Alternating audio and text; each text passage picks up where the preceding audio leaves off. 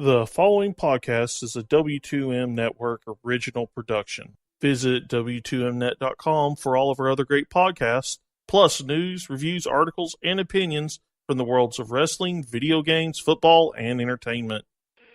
And welcome once again, guys. This is Woo Reacts, and tonight Woo Reacts to the 2017 edition of WWE Hell in a Cell. Ow.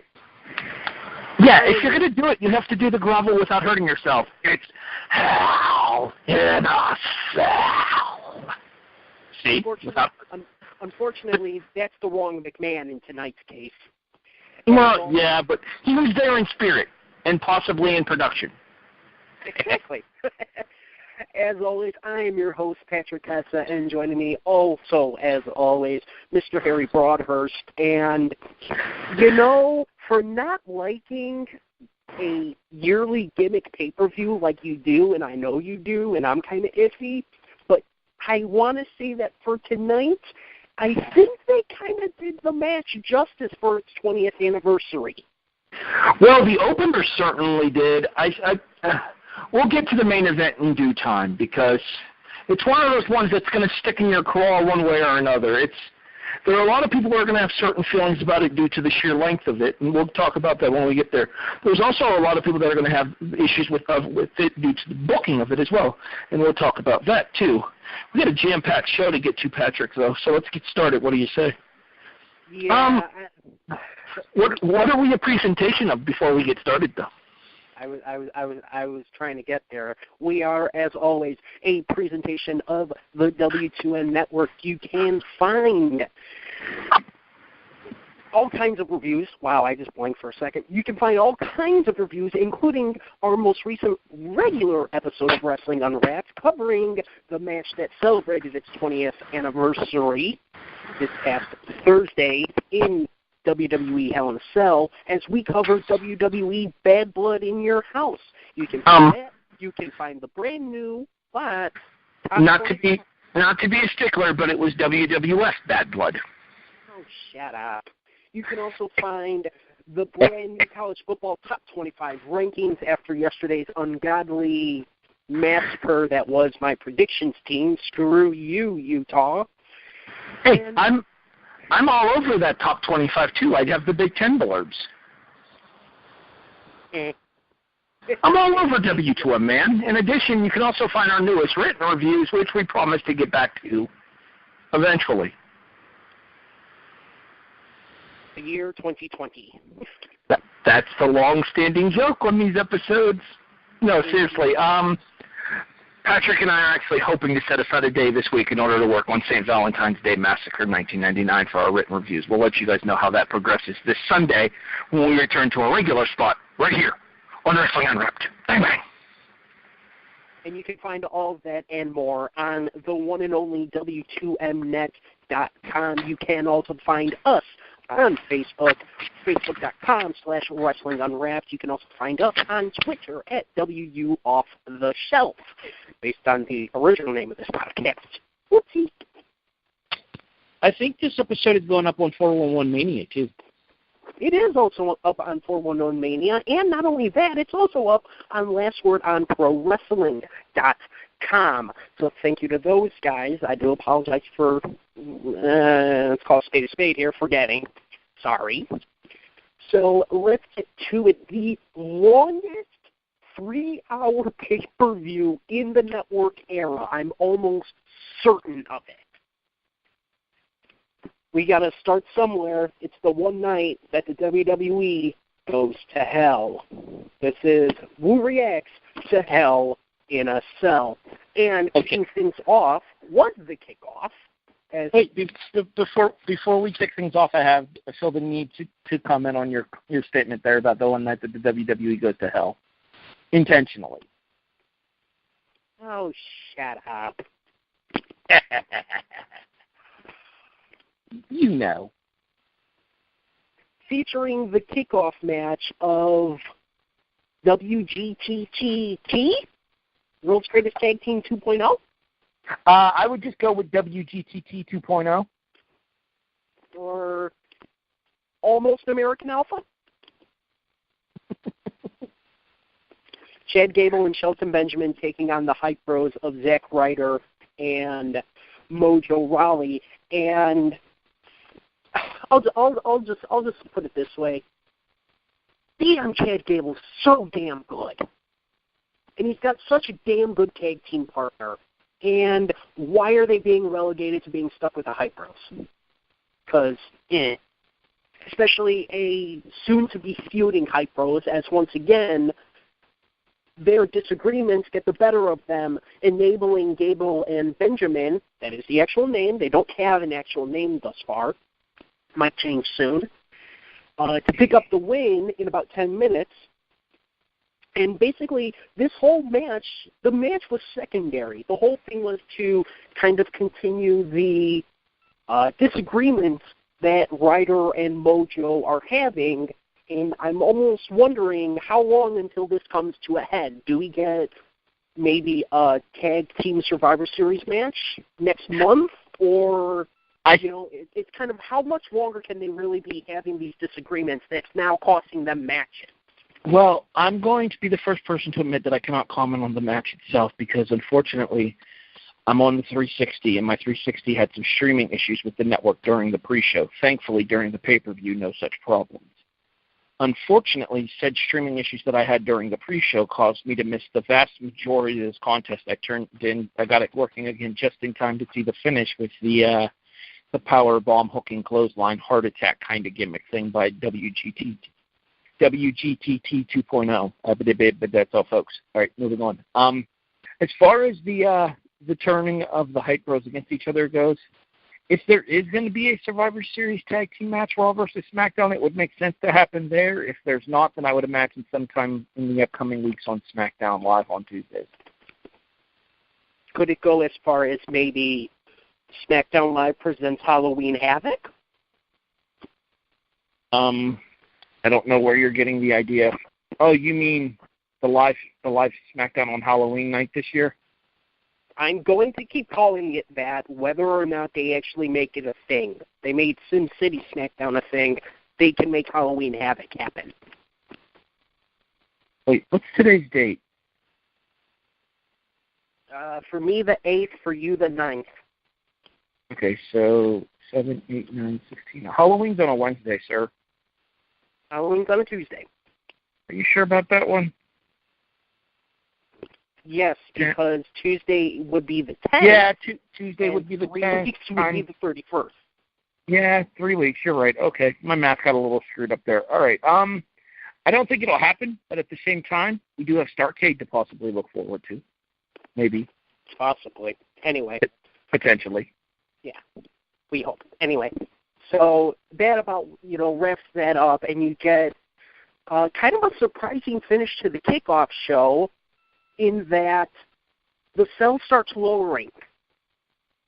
We're kicking things off with a Hell in a Cell match, and in this case, the most hype match you could ever possibly have. Kevin Owens and Shane McMahon are kicking off the pay-per-view. Obviously not. So it is for the SmackDown Tag Team Championships, the final chapter. It is the New Day defending their belts against the Usos. Holy hell. This was not fun and games.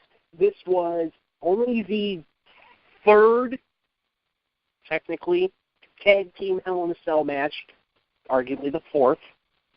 And, yeah, wow. They beat the ever-loving hell out of each other and stole the show to start the show. Yeah, whoever in SmackDown Creative's decision it was to put the format for this show together and have this match open, you're a damn moron. Because you instantly killed the crowd right here and there. There was nothing on the front half of this show that was going to live up to this. These guys managed to make the crowd not care about most of the AJ Styles match. Think about that for a second. They didn't care about an AJ Styles match. They sat on their hands for most of the match, for most of the triple threat. Because they knew who was winning. See, I disagree because I don't think anybody had Corbin walking out. I had Styles retaining, pinning I figured Dillinger was going to be in the match. I had Styles retaining, pinning Dillinger. Yeah, you might be the only person I know that actually had Styles taking it. Oh, no, there were a bunch of people in the predictions thing that picked Styles. But anyways, moving on, back to the Hell in a Cell match at hand here. Yeah, I don't know if it's the greatest Hell in a Cell match, but I think it's certainly in the top 5. To me, it doesn't. It's not quite to the level of Cactus Jack and Triple H. It's, I would say, probably as good as Taker and Mankind, if not as historically important.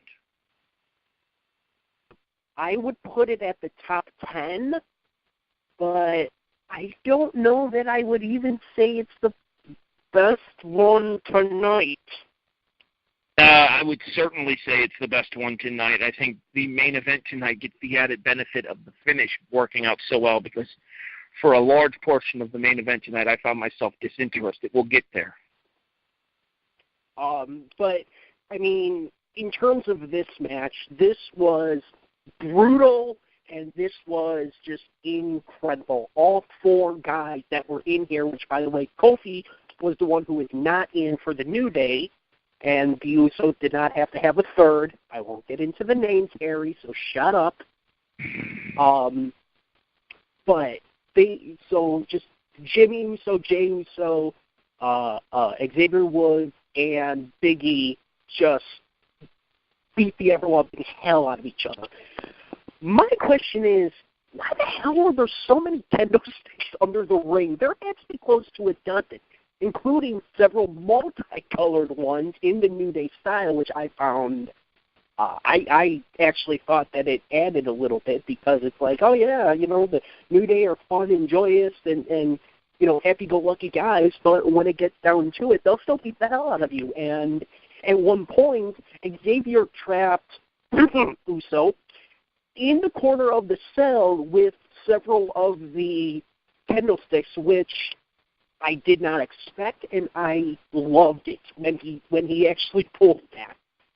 Too bad it didn't last too long, because one of the kendo sticks popped out, but this felt like a final chapter match. It goes about 22 minutes, but this actually felt like a final chapter match. The one issue I had was the crowd chanting, "This is awesome," less than 5 minutes in. This match was awesome. Not that quick.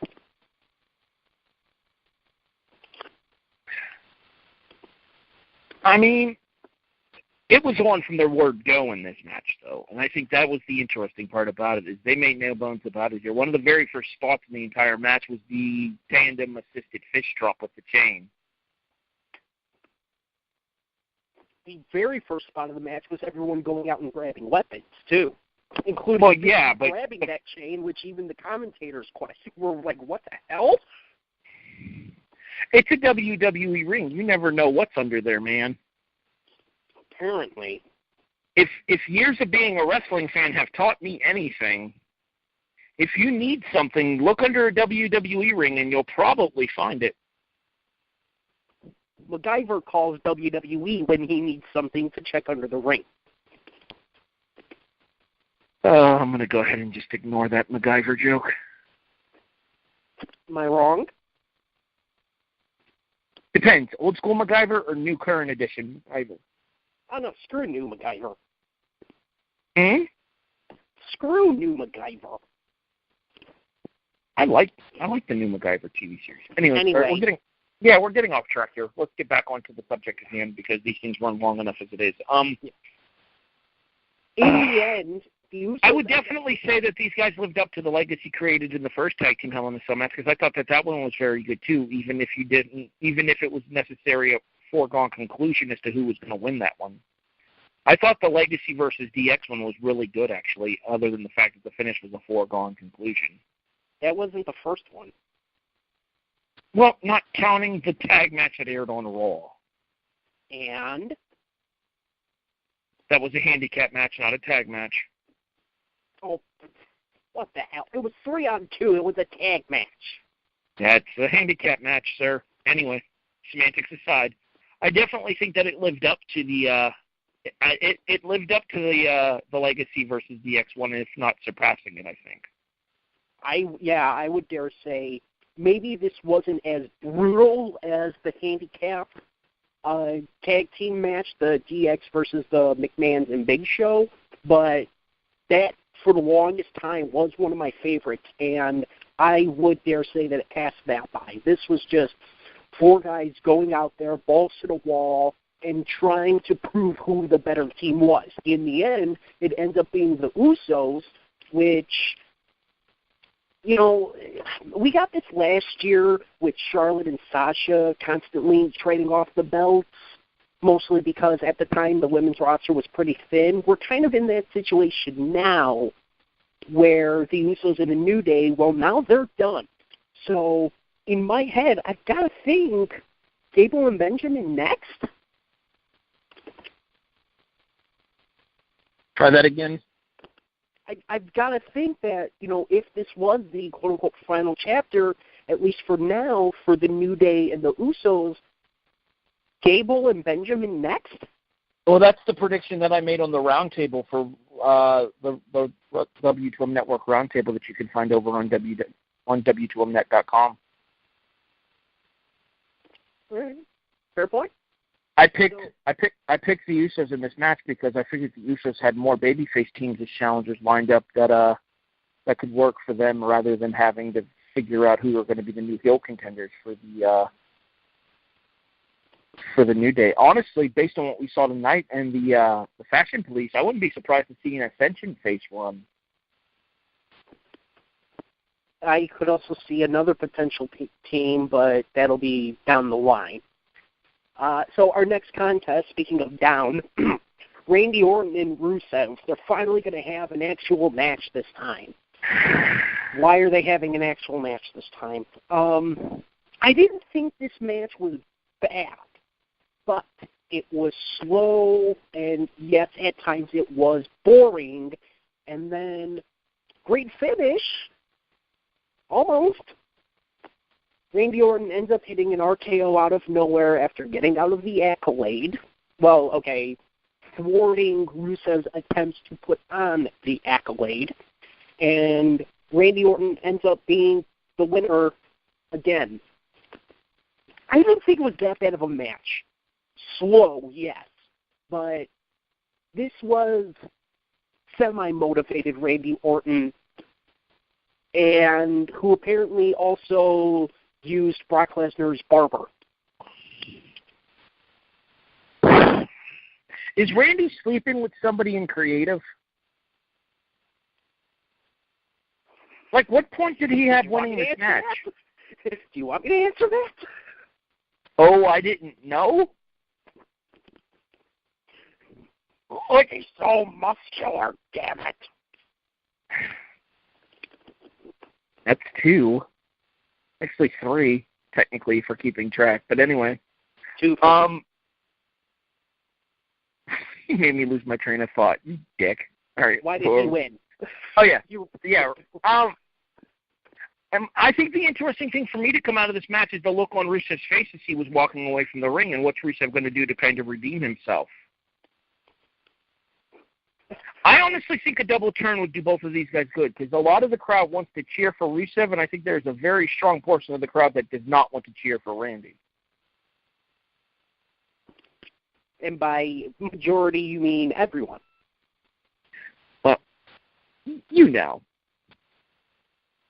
That's 2. Yeah, well, that's kind of what we do on this show, Patrick. Kind of what we do. Plug other people's podcasts. Very good. That'll put butts in seats. It's still real to us, damn it. All right, moving on. I mean, what? Seriously, give me a logical reason why Randy won this match. I can't. I really can't. There's no reason why Randy should have won this, and especially with the fact that you could have had Aiden English run in on the damn match and cost Orton. He was nowhere to be seen except for the kickoff show. Even though he's kind of, a part of this whole thing, especially with the RKO hashtag out of nowhere that he ate on Rusev Day. which, by the way, was today also Rusev Day? Because he kept acting like it was. It's always Rusev Day, Patrick. You should know that by now. Come on. I think if you're Rusev, it's always Lana Day. All right, that's fair, actually. That's a fair point. Fair point. Yeah, because once again, Rusev gets to go home and watch to that.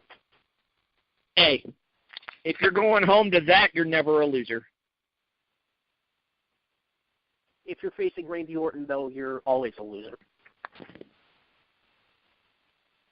Ask Bray. Ask Cena at time. All right, anyway. Ask Dolph. Oh, wait. Anyway. So, yeah, Orton picks up the win for reasons. Our next contest is for the United States Championship. It is AJ Styles putting the belt up against Baron Corbin and Ty Dillinger. And the one thing I didn't mention with the kickoff is Ty Dillinger actually convinced, in the most ungodly of ways, Daniel Bryan to add him to the United States Championship match to make it a triple threat. As soon as I saw this, I knew what was going to happen, and sure enough, ta-da, it happened. Ty ends up being the one to eat the pinfall, and Baron Corbin ends up picking up the victory to win his very first championship in his WWE career, becoming the United States Champion. Now, you mentioned the crowd being kind of flat for this. I didn't really think so at times, namely whenever Baron Corbin wasn't involved. I felt like when it was Dillinger versus AJ, I thought the crowd was getting into it. And it felt like, and not to mention the fact that just the small bits that those two had, man, they work well together. Because that's the kind of match I would want to see. I almost felt bad that Baron Corbin was in the damn match, and of course he wins the damn match. Ty ends up being the pinfall after a phenomenal forearm, and then Baron Corbin does not just kick AJ out of the ring, he hoofs AJ out of the ring because, ow. I didn't think this was that bad of a match, although it definitely suffered from WWE's booking of a triple threat match, which is one-on-one, someone outside. They switch in, someone goes out. One-on-one, blah, blah, blah, and we go around and around and around until the very end when you had all three guys. But be that as it may, man, I wish it was Ty versus AJ. What do you have against Corbin? Like, I don't get what everybody's beef with Corbin is. I actually really enjoy his work. I enjoy his work, I do, but I think it was just the fact that seeing what we saw, and seeing what I saw with Ty and AJ, I thought those two meshed really well. Ty didn't do bad with Corbin. AJ and Corbin, to me, not great. I thought the best pairing in this was Ty and AJ, and thereby that leaves Corbin the odd man out.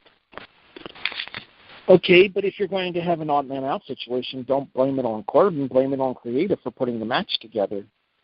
Because I think Styles and Corbin one-on-one would have been very entertaining without needing to pigeonhole Dillinger into this match. If you wanted to do Corbin and Dillinger for the title, let Corbin beat Styles for the belt tonight and then do the Corbin-Dillinger match down the road for the belt, since Dillinger has a ready-made clause for a title shot since he beat Corbin on SmackDown on Tuesday. But I don't want Corbin and Dillinger. I want AJ and Dillinger. We already got AJ and Dillinger on SmackDown twice. And it was great. You're just hating on Corbin. No, yeah, it does. Okay, yeah, it does sound a lot like that. Plus, Corbin's new theme song is awesome. Okay, I couldn't understand it. I'll send it to you once we finish the show. I think you'll like it. I can YouTube it, but I couldn't understand what was being said. That's what I'm saying. I will send you the full link to the full version of the song once we get off of the show. All right, fine. Jeez. Hey. So, congrats to... I almost said Darren Corbin, damn it. Congrats to Baron Well, Corbin. let's talk about what happened on Talking Smack here, because apparently we're going to have the one-on-one rematch between Styles and Corbin on SmackDown Tuesday night. I don't think they shoehorned this like what happened the last time AJ lost the title. Even though that one actually kind of was accidental. Well, that depends if Chris Jericho shows up or not. If Chris Jericho shows up, we'll know the fix is in. Yeah, we'll see. But, I mean, here's the thing. Most likely Corbin wins. So, does that move AJ up potentially?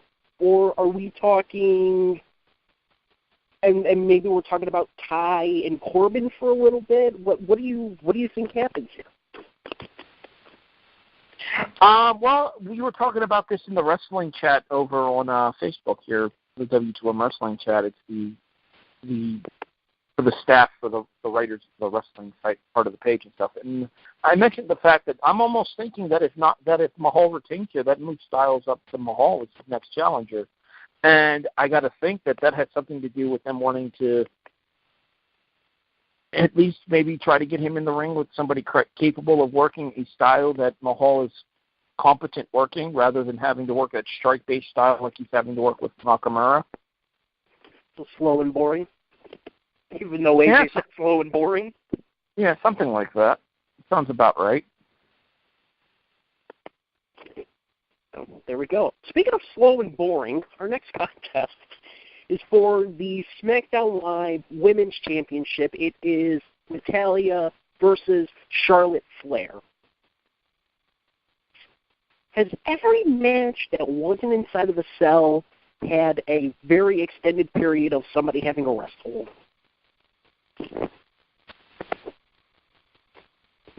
Because that happened here quite a bit. I wanted to care about this match. I really did. You're not alone. Like, these two had a cracker in NXT at TakeOver. Not any subtitle TakeOver, just TakeOver, the one that was just called TakeOver. It was for the vacant NXT Women's title that Paige had retained at a rival before she went up to the main roster and beat AJ Lee for the for the Divas title on her first night on the roster. So they vacated the NXT title, and then these two were the finals of the NXT titles tournament, and they had a match on NXT TakeOver before they started giving it fancy dancy subtitles such as War Games and. That also ironically shoehorned in pretty much the exact same damn storyline we got for this one that is complete BS.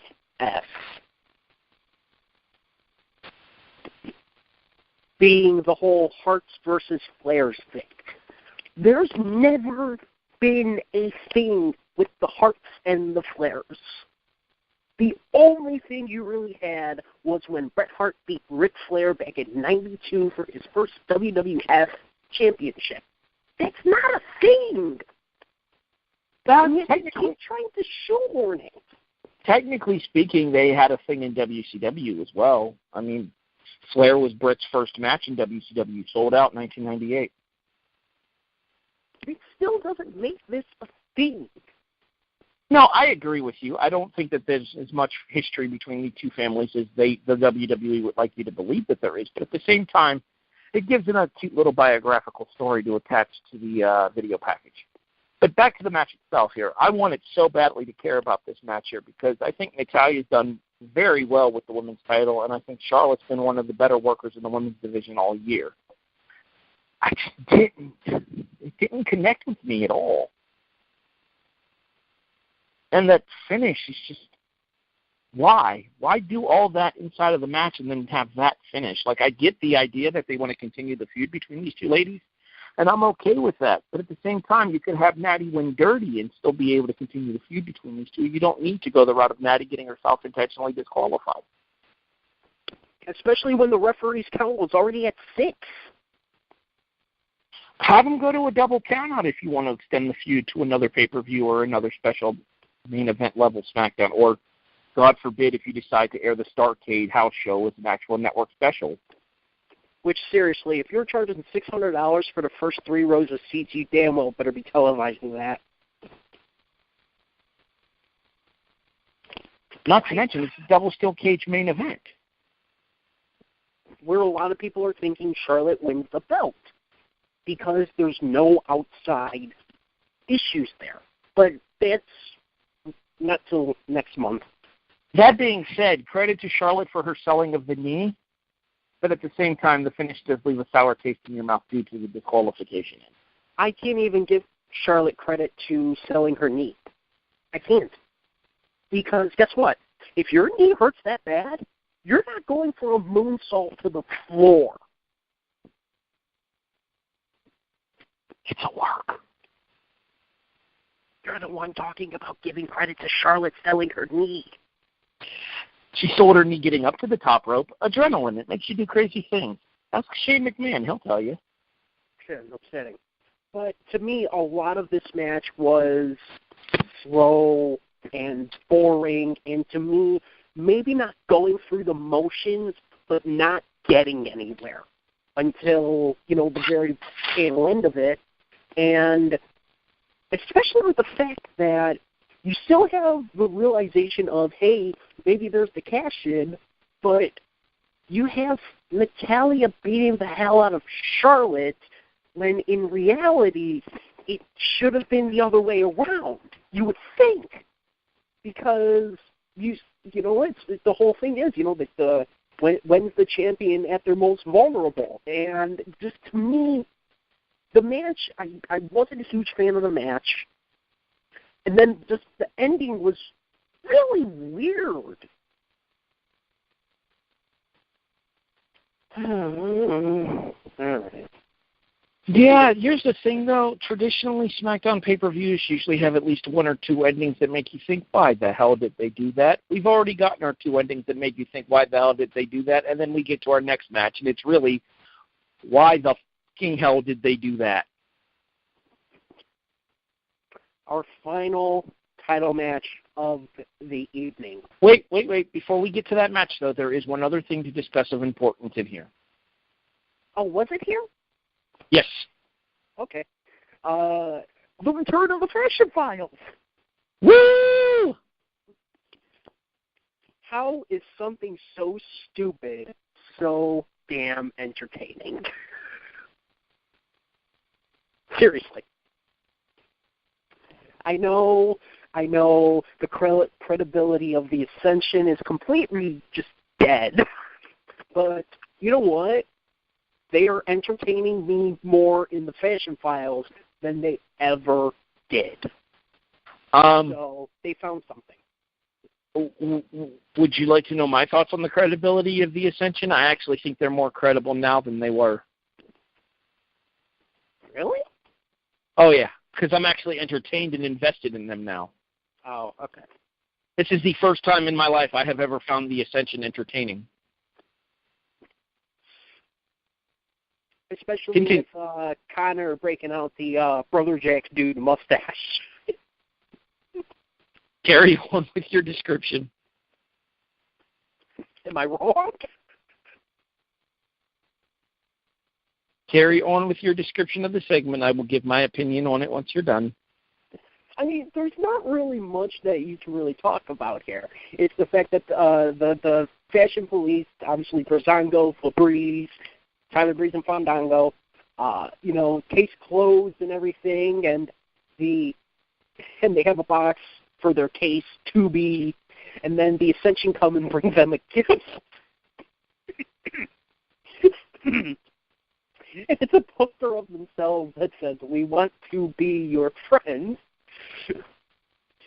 And I'm trying to remember. Oh, and then they have a interesting briefcase that is left after they throw the Ascension out, and it's apparently a new case. New Fashion File case, not just new briefcase.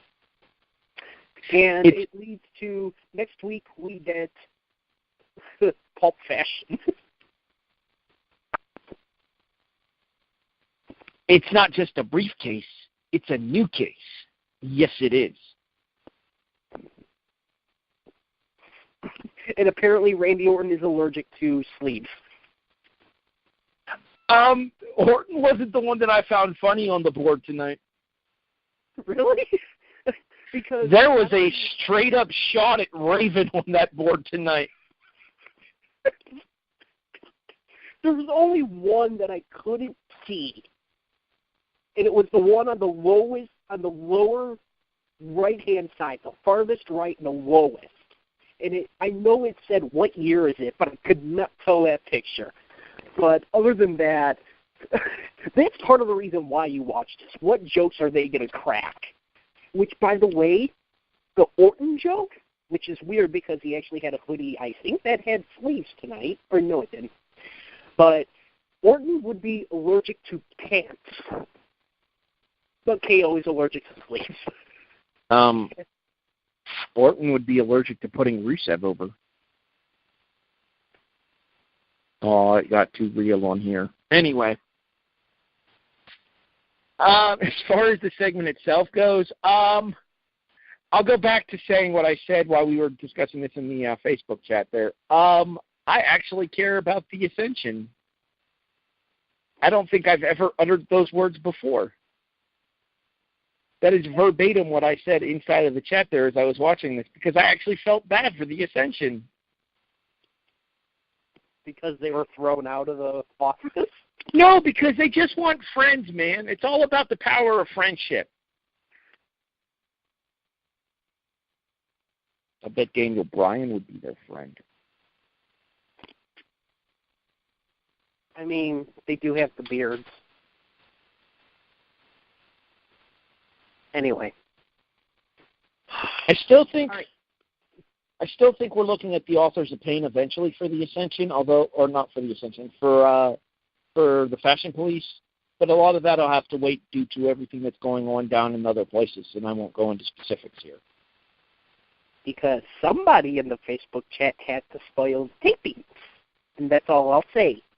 Jerk. Wait, what now? I was saying because somebody had to spoil the tapings where a certain announcement was made. Then Triple H spoiled it himself.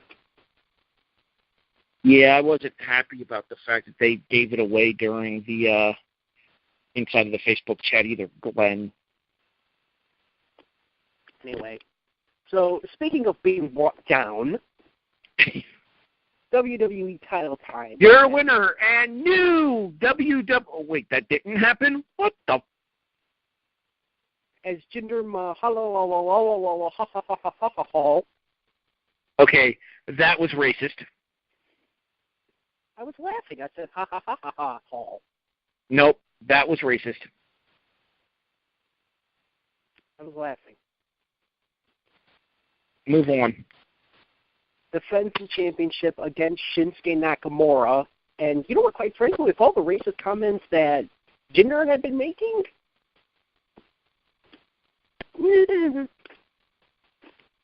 why?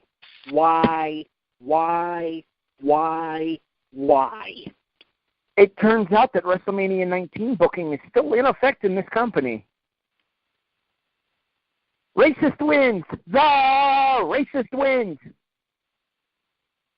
Okay, the guy who's being portrayed as... Yankees?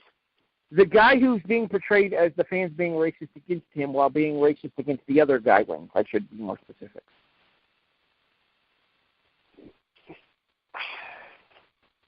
This was a copy of their SummerSlam match. I have nothing nice to say about this match. I'd rather just move on. We can't. We can't because of how it ends. No, we can because we're going to talk about it later, I'm sure. We can't because of how it ends. Because Jinder wins clean. This is the end of Nakamura in the WWE title hunt for now. Who the hell is next? Until he wins the Royal Rumble. But who the hell is next? AJ? It's got to be AJ. Or maybe Bobby? But nah, too early for Bobby. I'm thinking AJ. It's too early for Bobby, but reminder, your WWE champion is Jinder Mahal. All right, that's a valid point, actually. But I think Bobby's not done with his current situations. We'll find out next. Yeah, I was Segue. that one pissed me off. Speaking of being pissed off, Yeah, we'll talk more about this contest a little bit later. At least one of us will. Dun dun dun. yeah, you. All right. So our next contest, our technically sub-main event, Bobby Roode versus Dolph Ziggler. First off, was I the only one that was kind of expecting a double glorious entrance? I didn't. I fully expected the R-Truth treatment that we got for Ziggler with the music cutting out. Actually, I didn't even expect the music to play at all. I was a little bit surprised when it did. But I expected the spotlight walk down the ramp for Ziggler's entrance. So the Batista entrance? Yeah, because of the fact that that's kind of been how he's been playing up here. Is the fact is he doesn't need this grandiose entrance in order to prove the fact that he's the best wrestler in the company. And then he loses. Well, eventually the bell rings. He used to be one of the best wrestlers in the company. When he's motivated, he still is. Like I said, when he gives a damn. Yeah, I think the problem is the fact that he's seeing the writing on the wall for the end of his contract, and yeah, we're not going to get anything of sustenance out of Ziggler, I'm guessing, anytime soon. I believe it soon. Like, really soon, if I'm not mistaken with him. But be that as it may, yet another match where somebody just has an endless rest hold, in this case Dolph Ziggler and the damn sleeper. This was 11 and a half minutes. He had to have spent close to 3 of it with a sleeper. And it drove me nuts. Because why? You know, and it's like, oh yeah, I'm the best wrestler, I don't need a big grandiose entrance, and then you do that. I used to be a Dolph Ziggler fan. I really did. But now, not anymore. I'm sick of seeing him, and he could leave tomorrow and I would not shed a tear. It's just, meh. Let's talk about the finish with the multiple roll-up reversals, and then after Reed stands tall by grabbing the tights, Ziggler gets his heat back after the match by hitting the zigzag on Reed. Yeah, not the most inauspicious debut for Reed on pay-per-view, I would say. He has to use tights in order to pick up a cheap pinfall victory and then get laid out after the match immediately. But this is the guy that you're touting as the newest, biggest free agent on SmackDown, and that he's going to be the one that can do something to change the... Yeah, things like this is why people don't take call-ups things like this is why people don't take call-ups from NXT to SmackDown seriously. Look at what they've done to Nakamura. Look at what they've done with Rude here. Now, I'm willing to give them a shot with Rude, and I think a lot of it has to do with the fact that Ziggler's so checked out that he really doesn't care what happens. But at the same time, if you know that Ziggler's in that mind frame, maybe pairing him with Rude's not the best idea if you want to get Rude over with your fan base. At the same time, I don't think it's fair how you're doing what you just said with Nakamura. While, yeah, he didn't win it, but he just debuted in April, and he's either been at or near the top the entire time. Bobby Roode has been in the mid-card already for the entire time since his debut. Nakamura went almost straight to the top after beating Dolph Ziggler, ironically. So I don't think it's fair.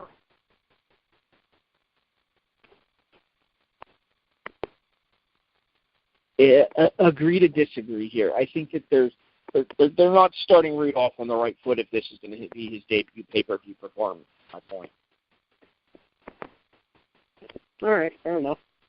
So, obviously, though, this has to continue pretty much, considering, as we mentioned, Bobby Roode gets a win via the tights. his first pin attempt going into it, like when they were doing the constant reversals, he didn't use the tights. He used it on the second. He used it on the second time. Dolph tried using the tights both times. So I think that was one of those inkling of bad guy Bobby Roode, but at the same time, hey, you know, he did it to me. Why can't I do it to him?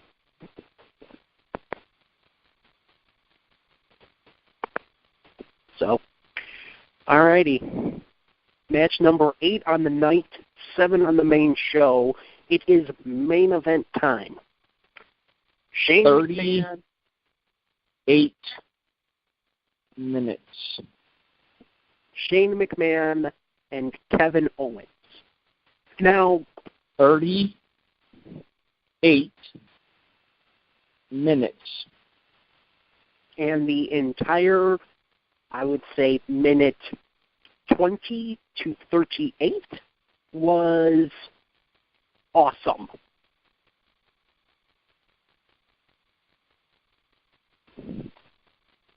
To be fair, the one thing that I think threw everybody off,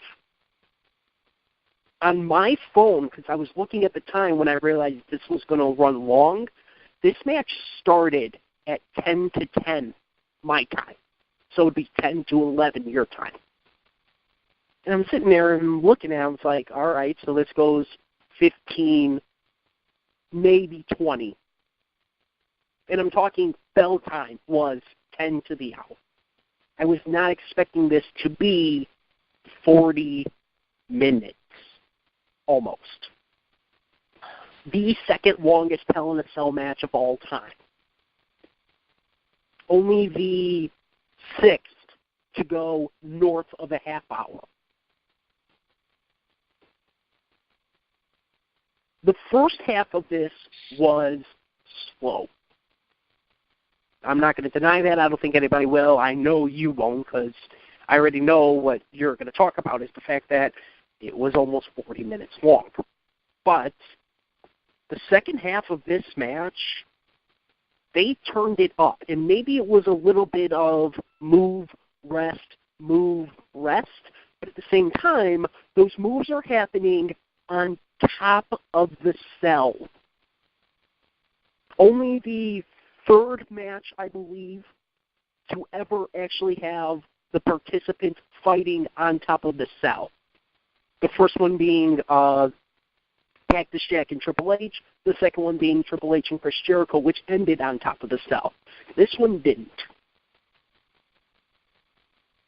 But I know you're going to complain that it's long, but after 40 minutes, that ending to me made it worth it. In the fact that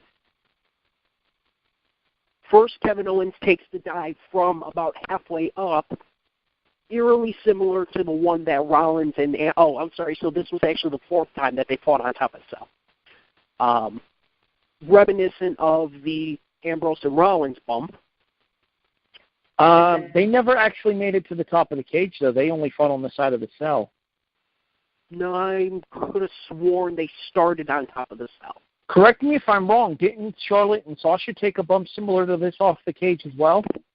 Powerbomb, but that was only off the side. They definitely did not make it to the top. Oh, it wasn't a knockoff. It was just a power bomb by Charlotte to Sasha. Yeah, because then that's when 3.0 were the paramedics, and they got one of the cables caught in Sasha's neck brace. Big magic. When will you learn? All right, moving on. Back to the discussion here. I don't even remember. You know what the sad thing is about the Ambrose Rollins one? The only thing I remember about it is the stupid finish with the hologram and Bray Wyatt. Like, I literally remember none of the match, just the finish. I just remember the dive off. I totally forgot about the hologram until you mentioned it. But Dean Ambrose looked like an idiot for many matches in a row in that case. Because then he had the DLC match where he looked like an idiot and Sparks got shot in his face.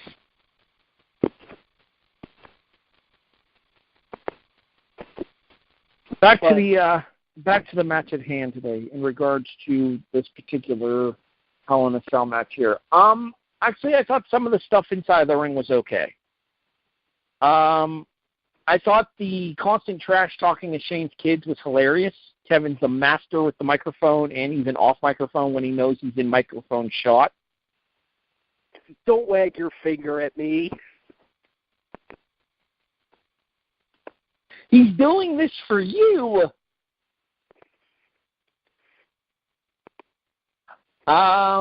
Is he one of the best talkers in the company right now?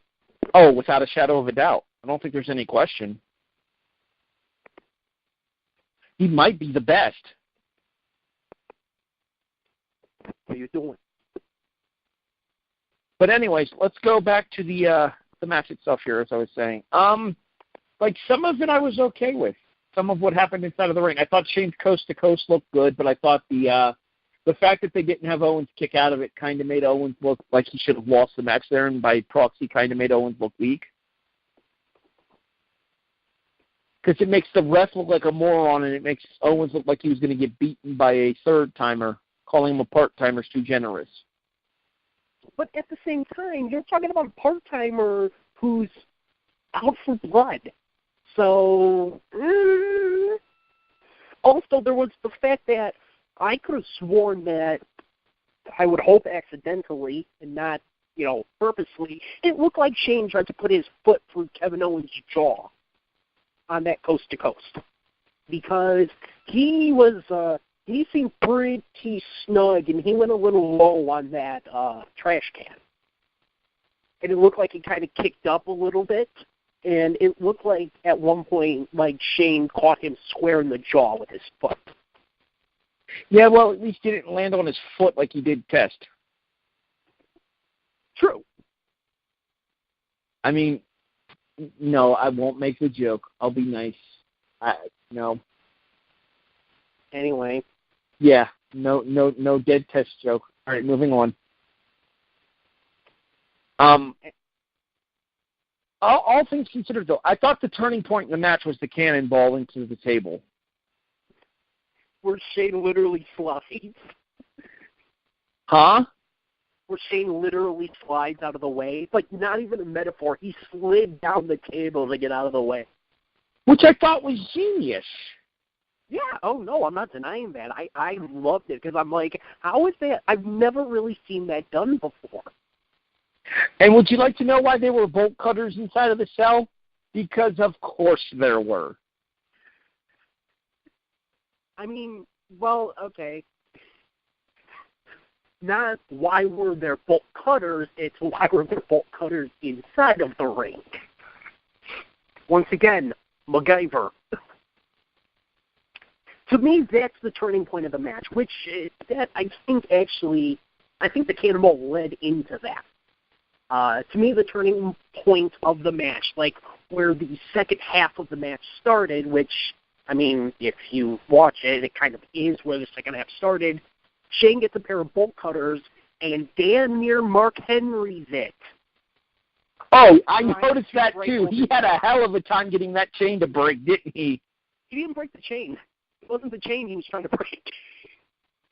It was a lock. Well, either way, he had a hell of a time with it. It probably took him 3 attempts with those bolt cutters. Oh, yeah. Actually, I'd argue more because I think 3 of the attempts were on camera. But yeah, Shane had a hell of a time getting that lock broken. Eventually he did, and he did not completely Mark Henry it, thank God. Progress! And so starts the second half of the match, which, why would they mysteriously add the Falls Count Anywhere stipulation to a Hell in a Cell match? It's almost like somebody's coming off of the top of the cell. Dun, dun, dun. Which, by the way, if you look back to the aforementioned Triple H and Jericho, Hell in a Cell is Falls Count Anywhere.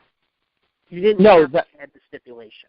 That was changed, actually, after that match happened. There was a rule instituted going forward that all pinfalls inside of Hell in a Cell had to happen inside of the confines of the ring. Well, they damned, I did not know that. Thank you. Yes, I do remember. Them talking. I think they mentioned it in the build-up towards Triple H and Kevin Nash at Bad Blood 03. Hey, dislike the participants as much as you may like to. The match itself is actually not bad. I mean, granted, a lot of smoke and mirrors, but not bad. Only one of the participants. Anyway. Yes, so War and Peace, the wrestling match continues. They do end up having quite a lengthy brawl atop of the cell. And this was the point where you and I both had the same feeling. And here's why I'm okay with how long this match was and the booking of this match and everything about that. That's what you want. You wanted those butterflies in your stomach. You wanted that feeling of, oh, good God, what the hell is going to happen? And they hit a handful of wrestling moves, a Russian leg sweep, suplex, a few different things up top, including, if I'm not mistaken, did KO hit the top of Powerbomb? Yes, on top of the cell. Yes. And the cage doesn't give, thank God. But it was one of those things where it just sat in the pit of your stomach of, oh my God, they're going to do this. And they did it. Boy, did that crowd boo when KO starts climbing down, though. But KO ends up being the one to take the fall, and he takes the fall from about halfway up, off the side, and goes through the Spanish announce table, because of course. And then Shane, wanting blood, essentially, and wanting to make Kevin Owens pay for his sins, puts KO on the English announce table and climbs back up. And in my head, I'm like, because it worked so well the last time you did this. Similar situation. Shane takes a hell of a fall, and KO isn't there. And in what may have made the entire thing worth it, Sami Zayn saves Kevin Owens. And Shane ends up... Whoa, stop. Repeat that. I know. Sami Zayn, of all people, after all of the years of fighting everywhere, including NXT, they have not gotten along a single day of their WWE careers. And yet Sami Zayn is the one that saves Kevin Owens. And not just saves Kevin Owens, drags his ass over, pushes the paramedics out of the way, and gets the referee to count to 3, so that after almost 40 minutes, the second longest cell match ever, and Kevin Owens barely walks out the winner. So what you're saying is Fight Forever just changed to Fight Together. Or Friends Forever. I like mine better. Hey, friends can disagree, though, but...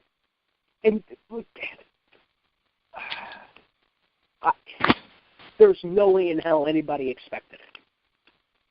Don't even try to tell me you did. You're going to hate me for saying this, but I'm actually on a podcast talking about the possibility of it happening from earlier in the week.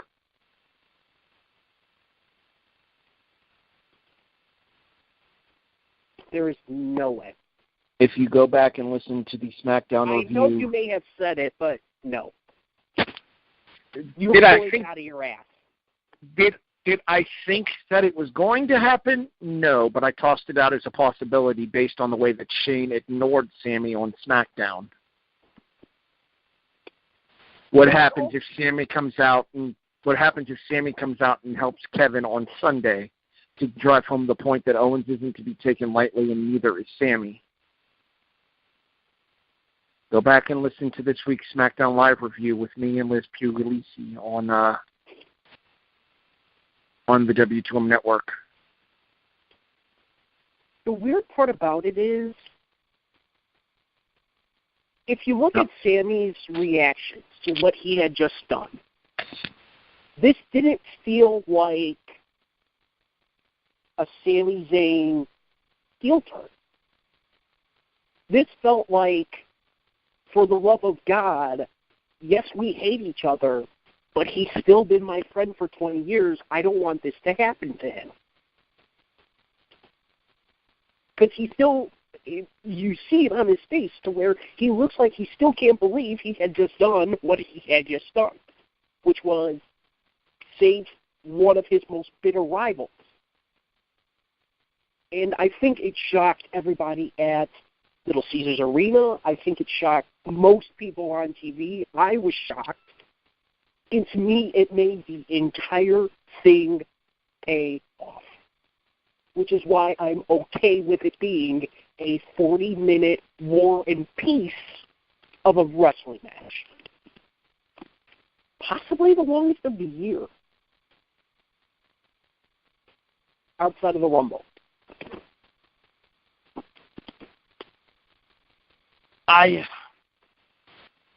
I mentioned the possibility on Tuesday, but I didn't think it was actually going to happen.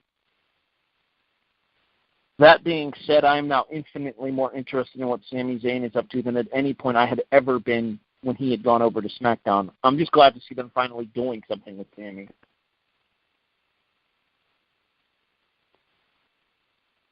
And I'm looking forward to seeing where this goes on Tuesday. Like, what's the explanation that they give? What's the reasoning? Where's it going to go going forward? How's Daniel Bryan going to react to what happened?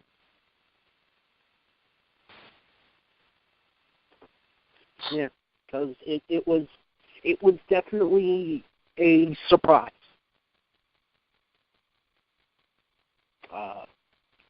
But that wraps up the, I believe, 9th WWE Hell in a Cell pay-per-view. And let's get right to it. Time for the big finish. So, best and the worst match of the show. I already know where this is going. So, what is your worst match of the show? My worst match of the show is Jinder Mahal and Shinsuke Nakamura. And that's a lot to do with the finish for said match and a lot to do with the ring work provided during said match as well. I thought that Natty and Charlotte was probably just as rough sitting through it in regards to the crowd reaction, but I feel like the ring work was a little bit better in the Charlotte and Natty match. They told a more cohesive story than they did during the course of Jinder versus Shinsuke.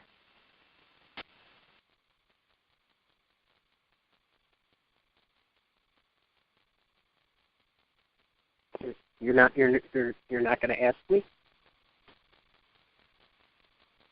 I figured once I stopped talking, you would take that as your clue that it was your turn.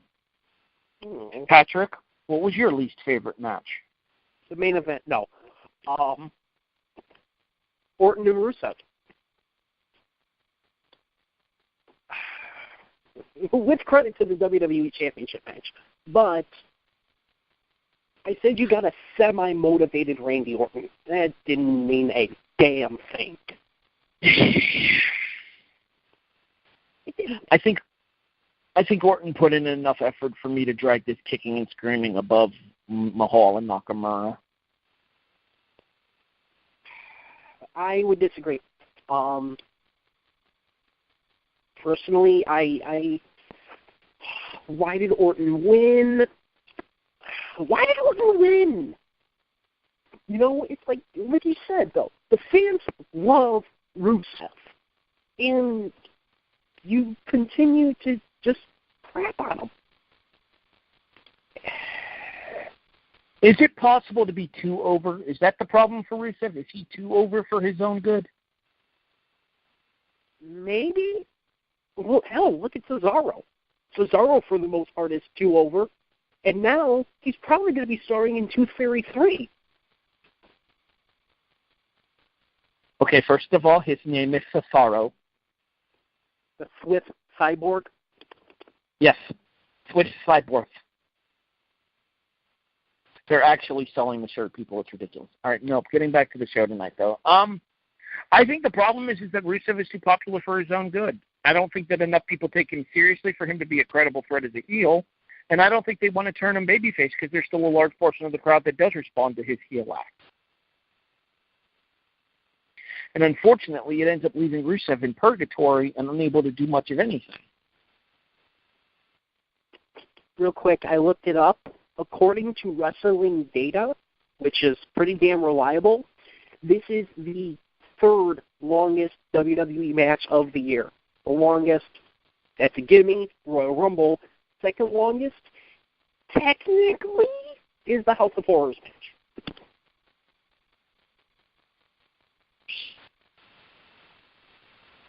Just under 45 minutes from beginning to end. Anyway, it's just, when Orton doesn't give a damn, I thought he did kind of give a little bit of a damn tonight, but... So you're saying he gave half a damn. He gave a duh. Yeah, and because of it, we kind of barely got over a duh. Alrighty. Once again, I already know where you're going with this. What's the best match of this show? Do you even need to ask? Well, considering I disagree, yes, technically I do. Per law, I do. Okay, that just gave away where you're going with this. No, it didn't. Yes, it did, because you're going to go with the main event because of the twist finish, and then I'm going to go with the opener because of the fact that it was badass balls-to-the-wall action. You don't know that. Okay, Patrick, what was your best match? I asked you first, asshole. I already answered, asshole. You didn't give any description as to why? Yes, I did. I said the opener because it was balls-to-the-wall action from start to finish. Joke's on you, women's title match. Okay, let's give an actual answer. WWE title match. He's Patrick Tetza. I'm Harry Broadhurst. Thanks for listening. Yes, the main event. Outside of the fact that the joke that I keep making about it is that it was wrestling versions of War and Peace. Seriously, 40 minutes. But, and yes. I mean, 40 minutes, 600 pages. Take your pick. No. I said War and Peace, not Bret Hart's book. War and Peace is like 600 pages, too. I know. But, and I know that there were also complaints about the fact that a suit was in the main event. I'm okay with that. Because this was not just any old feud. This was a blood feud. This was a feud that got very personal. The only way that it could have gotten worse is if Shane started mentioning KO's kid. Probably would have actually gotten in trouble for that, but, you know, be that as it may, I'm okay with it being the main event, even over the SmackDown Tag Team title match. Do I think the SmackDown Tag Team title match should have gone first? Hell no. Put the U.S. title match first. Switch the spots. But Shane and Kevin also, I thought, went balls to the wall. They just had a much bigger window to fill. You cannot go complete, nonstop, all the way forward, sixth gear for 40 minutes. Did the match have to be 40 minutes? No. You probably could have gotten everything done in a half hour. But there was still this need of, it needs, you know, this needs to have a finish, at least to this aspect of it. And to me, it did. But it still had a really big monkey wrench thrown in as to why did Sami save Kevin? You know, after everything that Kevin Owens has done to Sami Zayn, why help him now? To me, yes. I know you made the crack about it, you know, just a couple minutes ago, but to me, the finish made everything worth it. Because all of a sudden it's like, wait, whoa, what the hell is going on? And this was one of the few, very few times that, to me, a very long match ended up paying off. I didn't think the Rollins-Ambrose ladder match that they had at Money in the Bank a couple of years ago that went 35 minutes, I think, I didn't think it had that much of a payoff. If I'm not mistaken, Rollins won on a fluke. You know, a lot of these long matches... Rollins won because it came. Yeah. If you have these long matches, you need something at the end. And to me, this did not feel like Kevin Owens winning on a fluke. This felt like Kevin Owens winning because sometimes you still have a guardian angel. This still feels different to me, because this was not Sami Zayn doing something to Shane. This was Sami Zayn saving his friend, which is why I think it kind of feels different to me than the ladder match that I know went north of a half hour, a couple of years ago. I'm okay with it. And I thought Shane and Kevin had one hell of a match. They had a long brawl on top of the cell that left those butterflies in your stomach of what the hell could happen. And it worked. So, yeah, for me, it is the man. Length be damned. Well, I will tell you this much. According to the current WWE Facebook poll, 61% of the responders agree with you. Thumbs up. 24% agree with me. The other 15% are clearly on crack. All right. Before we get to the final score, I want to ask you one additional opinion question. All right. Well, we're almost an hour and 20 in already, so let's make this kind of snappy. All right, but I'll ask. No Mercy or Hell in a Cell, who won this month? Well, technically, Hell in a Cell is facing tables, ladders, and chairs. Between the two, who won? Well, yeah, it's also kind of hard to because SmackDown didn't have a September pay-per-view. Yeah, so not really fair, in my opinion, to compare the two of them. And I think the fairer comparison would be the stipulation pay-per-view that will be tables, ladders, and chairs, because Hell in a Cell is in and of itself a stipulated pay-per-view. So I declined to answer that question on grounds of unfavorable comparison. All right, fine. Fair enough. No, but okay. We can revisit this conversation in 2 weeks when WWE presents Tables, Ladders, and Chairs, October 22nd. So, all right. Final score. 7. Main opening. After all the bitches you did. Opening match is worth 3 or 4 points in and of itself. That might be my front runner for match of the year for the WWE. It is that good. Do you include NXT? Yes, actually. Then to me, not even is it match of the year. It's not even tag team match of the year. Which tag match are you going with? NXT TakeOver Chicago's main event. The ladder match? Hell, you could also include. I don't think the ladder match was that great. The finish was memorable, but I don't think the ladder match was that great. Also, I'd argue the triple threat in Orlando. Okay, that was pretty good.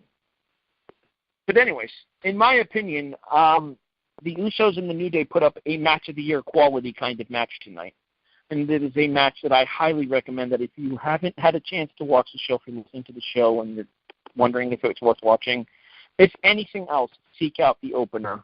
And then I guess you can seek out the main event for the arguably kind of almost that kind of WTF booking aspect, you know? Like, why the hell did they do this? And it's something that they so rarely do these days that when they have moments like this, you get intrigued and you wonder and you hope that they'll be able to deliver on the follow-up. Granted, not always the case, but perhaps this will be the big carryover angle to get us through these dreaded fall months into the chase to Royal Rumble and obviously back onto the road to WrestleMania. The matches themselves weren't necessarily bad. It's Charlotte and Natalya's around the 2-star mark. Mahal and Nakamura is around the 2-star mark. Orton and Rusev's around 2.5 stars. The triple threat I thought was really good, even though it had a dead crowd. As I said, the opener is fantastic. Rude and Ziggler is probably around the 2-star mark. The main event I probably put around the 3-star mark. So it's worth, if you have 4 hours to spare, it's worth watching. He's not kidding. I mean, if you count the pre-show match and then the overrun on the main show, you're looking at about 4 hours to see everything. I'm going to go with a 7. How about you, Patrick? What do you give this show? Oh, you ask me now? Okay, fine. Never mind. Don't let me ask you. I take that back. Ask yourself. 6.5. 6.5 for much the same reason, but I think while the matches weren't bad, you have 2 great matches. Thank God they were the theme of the pay-per-view. They were the entire point of the pay-per-view. To me, both matches delivered. One of them, being long, obviously, but whatever.